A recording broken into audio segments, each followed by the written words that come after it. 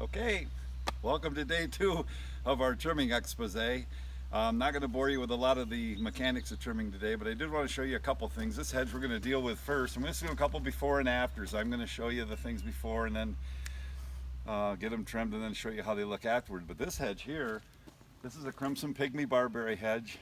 This is the only original, the only original planting when we first moved here and did the original landscape. This is all that exists of that original landscape. Everything else has been moved or swapped or pulled or replanted or whatever happened, but this hedge was something I wanted right from day one. I wanted a nice entryway hedge that would sweep, you know, from, we live in the country, we don't really have sidewalks or anything, but most of the flow of traffic comes through here and up to the deck, and I don't know, that just seems like a nice break. You can see when I just told you that it's been here since day one, we're talking almost, we moved in here in 1990, so this hedge was probably planted in 92 or I don't know, something like it. It's way beyond 20 years, nearing 30 years this hedge has been here. So when we talked about pruning, keeping things small, you can imagine the cutting that goes on with this, mostly in the off season with this.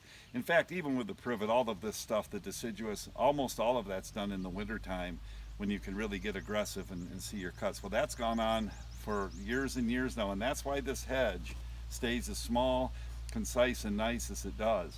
I'm going to go ahead and cut it now, and once I get done, we'll come back and you take a good look at it now, and I'm going to show it to you in just a couple seconds. I think you'll like how we do it. It's a beautiful looking hedge. Okay, there you have it.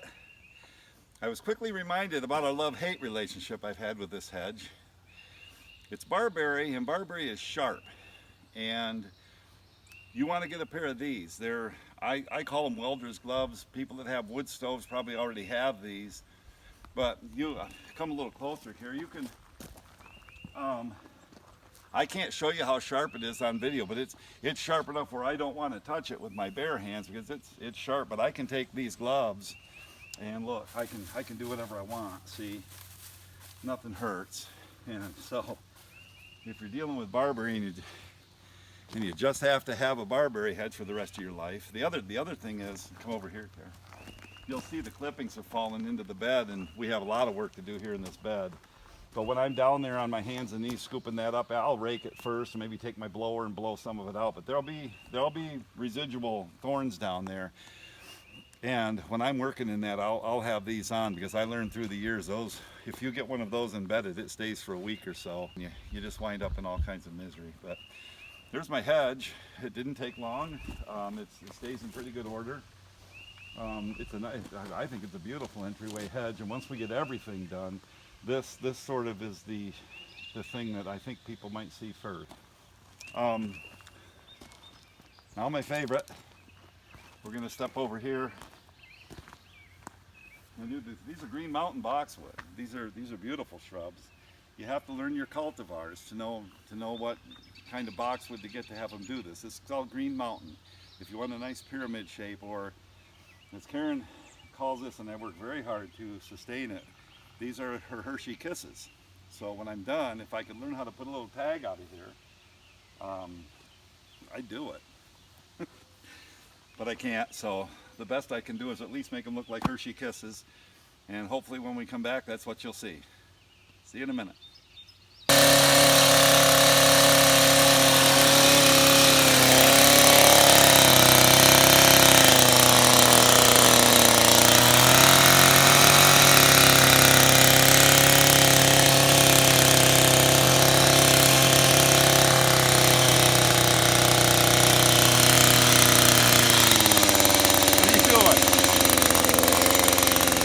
I'll take my big ass sitting there in the thing.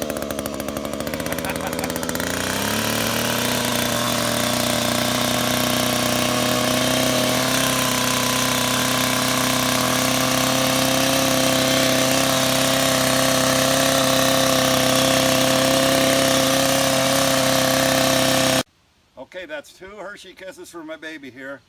What do you think? Nice.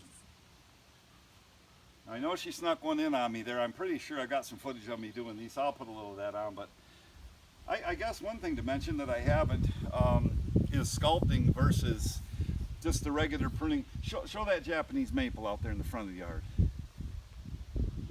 Now see, that right there looks a little shaped, but that won't ever get, see, hedge trimmers or anything like that. All right. This is sculpting, and you'll hear people say, oh, I don't want everything looking like balls and combs and all that kind of stuff, and I'm okay with that, and it won't. But to have some sculpting mixed in with natural, look at that lilac over there in the middle of that bed, and the sculpted hedge behind it, and there'll end up being two grasses in there. So I'm not blind to different textures and all that, but I mean, you want some Hershey kisses in there, and you do want some sculpting done around your place. You're going to want, like the privet hedge, like that barberry, you want those to set off the contrast of these shrubs that aren't going to be sculpted. I know there's a lot of shrubs here that they'll never see those. In fact, some shrubs are only going to see hand trimmers. I'll get into that a little later too. But you need to think in entireties with a landscape, and you never want to shut down everything, or I don't want any balls and cones and all that stuff. Very rarely will a landscape thrive that way. I've seen some contractors do that to properties. I'm not saying it doesn't happen, but you do want some sculpting. You want a lot of variety. You want colors and textures and all of that. So that's it for the hedge trimming part that you're going to need to know. I've covered it. Nothing different than you saw yesterday on the pruning and the trimming, but there's how it looks. I try to do a nice job on my green mountains. They are my favorite. Everybody's going to have their favorite, and of course my wife likes them, so that makes them extra special. And there you go, Karen, Hershey Kisses. That'll do it.